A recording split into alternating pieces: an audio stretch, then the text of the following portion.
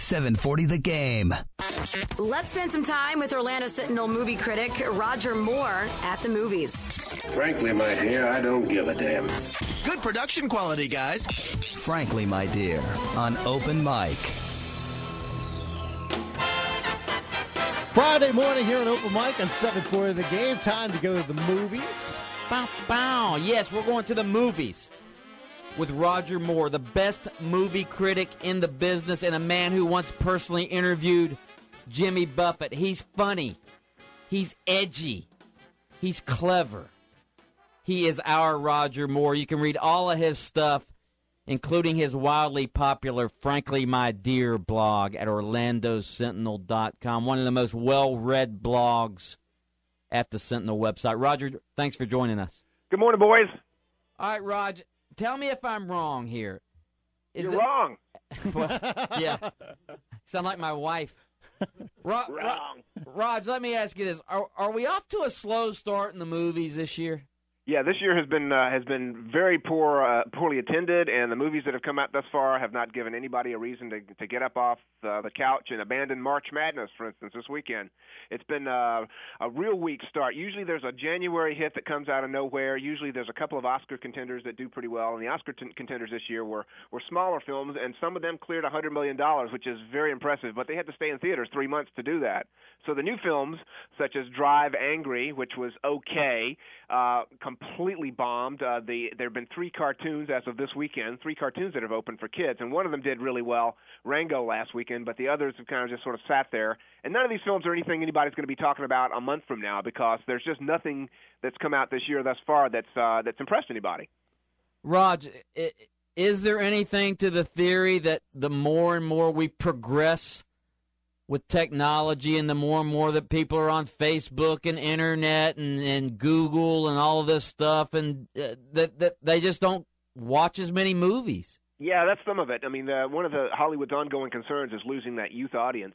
And, you know, the youth audience, I think, wants to be more tuned into its experiences, tuned into its its own universe while they're sitting and enjoying a concert or a television show or whatever. They want to be tweeting and all this, and they don't really care that they ruin it for everybody else. We had a screening of this movie that opens this weekend, Red Riding Hood, the other day, in which the studio invited a bunch of kids from Dr. Phillips High School. Mm-hmm. And one of them thought it was a good idea to bring his iPad into the theater with him, and that's, of course, verboten, especially at a preview screening.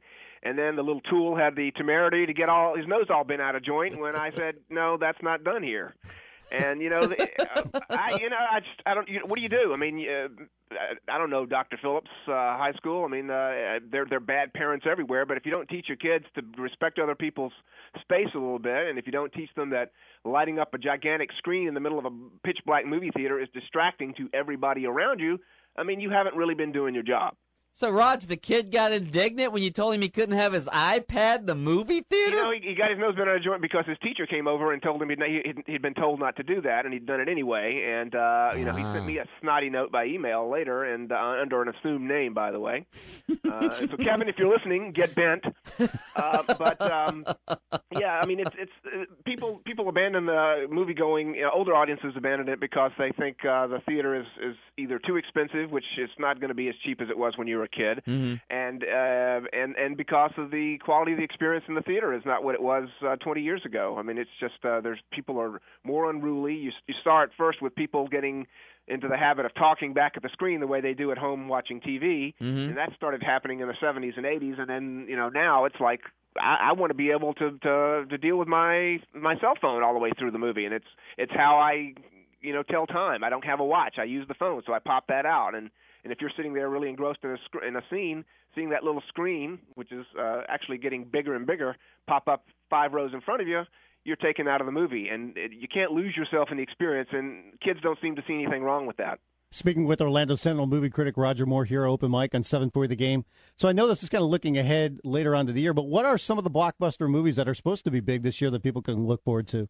God, you know, I can't think of any blockbusters that I'm really, you know, sitting there on pins and needles looking for. Nothing to say for the movies, Rod? That's what I was thinking, too. There are a few good films coming, but, you know, the blockbusters typically are not movies that you're that have a staggering amount of appeal outside of that sort of let's go and eat some popcorn and watch a movie. There's another Fast and Furious movie coming out. I mean, that's another sequel. There's a couple of another Pirates of the Caribbean movie. Who really wants to see that? A Hangover sequel, a Kung Fu Panda sequel. I mean, there's a whole bunch of these great big honking popcorn movies or cartoon or comic book adaptations like X-Men First Class and a Planet of the Apes prequel and a Green Lantern movie. I mean, these are not necessarily movies that anybody over the age of 12 should be really looking forward to. I mean, the movie business has really gotten to the point where it's pandering to a tiny corner of its audience, and that audience is fanboys, and they don't make up that large a chunk of the population. But you make a movie that appeals to them, you're going to get a lot of buzz before the movie opens. It'll open big, and even if it doesn't do business the second and third weekends, you've kind of, made your point and made your money back. So I don't know. There's a Transformers sequel. I mean, there's a whole lot of movies coming up that aren't particularly interesting. They just have a lot of money behind them. Rod, I'm sort of intrigued by the movie you were just talking about earlier, where the kid had his iPad, Red Riding Hood. Tell me about that a little bit. Well, that opens today, and that's an adaptation of the classic folktale by the director of Twilight. So it has, sort of young love, young lust. A lot of people making goo-goo eyes at each other, and it's a tale of sexual awakening as Red lives in this little medieval fantasy village where there's a werewolf menacing it, and the werewolf can have sexual connotations in terms of the loss of life being the loss of innocence. Mm-hmm. Amanda Seyfried plays Seyfried, I should say, plays the Red, and there are a couple of guys competing for her attention, and there's a werewolf, and it's pretty bad. I mean, it's the director of Twilight who got pushed out of that franchise, a woman director who did very good movies earlier in her career, but then she kind of sold out with Twilight, and she hasn't done anything worth seeing since. This is her first movie since she was moved out of that franchise. But Catherine Hardwicke did 13 and Lords of Dogtown, and hasn't done a good movie in 7-8 years, by my estimation. This one isn't very good, and the studio was trying to hide it from people, and there was much rending of cloth and pouting when reviews started popping up too early for it, because they know it's a stinker, and when they know it's a stinker, they don't want reviews out there telling everybody it's a stinker before people have a chance to show up at the theater on Friday night. Listen to this sentence from Roger's review. This is why I love Roger. And for all the heaving bosoms, the big-eyed flirtation, and the cool medieval fairy tale hair products, it doesn't work. Yeah, there you go. There you go. Trying to sum it up in a sentence there, but yeah, the same studio has Sucker Punch coming out, and I just found out today that's the first big comic book movie of the spring. It opens here in a couple of weeks, and they just announced this morning that they're not going to be previewing that one. They're going to they're so mad about what happened to Red Riding Hood that they're just going to show it too late to anybody to make print with a review. And that's cynicism at its height for a studio. I mean, they're so ashamed of something they made, they don't want anybody writing about it. It's like a car company hiding their cars from people until they've made their down payment. So is the other big movie, or expected to be the big movie this weekend, also supposed to be Battle Los Angeles? Yeah, that's Battle Los Angeles. That's a video game movie. It's not based on a video game, but it's like a first-person shooter video game. You take a group of Marines.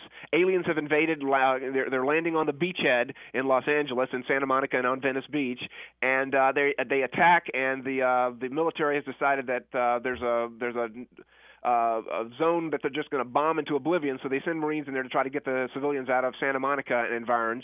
They shot this movie in Louisiana, as they shoot almost every movie in Louisiana. It's almost scandalous how that state gets so much production, but they basically give you money to come make their movie there, and it's not just reimbursing you part of the money. They give you basically your whole budget. So they go there and make this movie and employ a lot of Louisianans, and they use digital effects to try to make it look like Los Angeles, bring in palm trees, stick one here and there.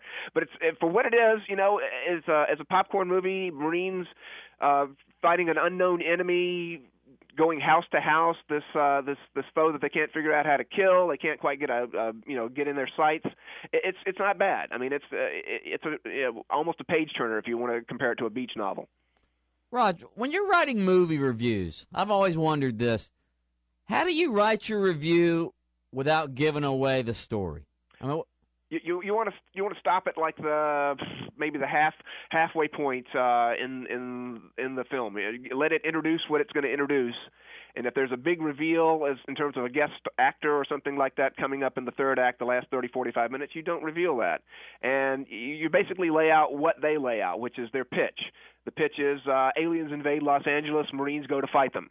Mm-hmm. And that's kind of where you go with it. And then you talk about the quality of the performances. You maybe sample some of the dialogue to give people an idea of what the writing is like.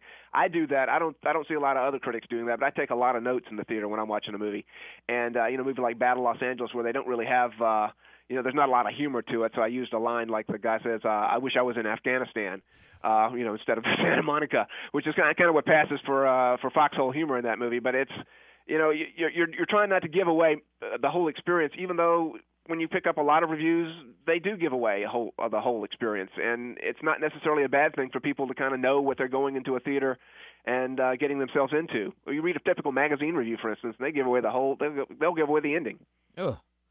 Rod, you say you take notes during a movie. The way things are going, you can just bring your laptop in and just write your review right there. iPad. Yeah, bring your iPad, type it on there, right? 2 or 3 pounds. Hey, I was reading your blog. One interesting movie that I saw that I guess is going to be made, and the casting was kind of curious. Tom Cruise in the hair metal musical Rock of Ages. Yeah, it's one of those big sort of review musicals like Jersey Boys, where you take a lot of songs from either a genre or a band, Mamma Mia, musical, and you generate a musical or some sort of story around it, and that's what Rock of Ages is. And I think Tom will play sort of a fading rocker in that, and he's got to sing. And they've cast Julianne Hough, whom people might remember from Dancing with the Stars, as his co-star, and a couple of other people like Alec Baldwin have taken roles in it. That could be interesting. It could be just piffle. And can Tom Cruise sing? Piffle? Did you just say piffle? Piffle. That's what critics say. Yeah. but can Tom Cruise it's sing? Like sports writers saying it is what it is. Yeah. But piffle. Can Tom Cruise sing though? That's rubbish. I'm not sure how much. I don't think I've ever seen him sing, so I don't know how good he's going to be at it. But he's game. And if he's game and they don't dub his voice, I'm curious to see it. See, I think Mike's going to be interested because songs in the movie will be from Styx, Poison, Twisted Sister, and Journey. Styx? Yeah. They better use the Lady. Classics, the 4 Horsemen of the Apocalypse, the real Fab Four, yeah. Rod, you know what they need to do? They need to make a screenplay out of Jimmy Buffett songs. Well, he did that. He did a Don't Stop the Carnival, I think it was called, a few years ago. That didn't go anywhere on Broadway, and he collaborated with I want to say James Michener. He did? Musical, play. So he's taken a couple of stabs at it. He has limitless resources and a huge songbook and a pretty big ego, and he'll take a shot at something like that, and it didn't quite pay off. But somewhere down the road it could be. Who's really should be doing something like this is the guy Jim Steinman. I believe he's had a hand in a couple of Broadway musicals, but he did all those Meatloaf songs in the 80s, and all those songs are operatic and big and theatrical, and you could easily string those together in a sort of a review musical the way Rock of Ages is. He is Roger Moore, movie critic for the Orlando Sentinel. He's smart. He's clever. He's erudite. Is that how you say it? Erudite. That'll do. Erudite. And he knows how to use big words. Yes, like piffle. You can read all of his stuff at OrlandoSentinel.com, including his wildly popular and critically acclaimed, Frankly, My Dear blog. Rog, thanks for joining us. Fritzy, you keep an eye on that appliance department. I will. I'll try. Piffle on you.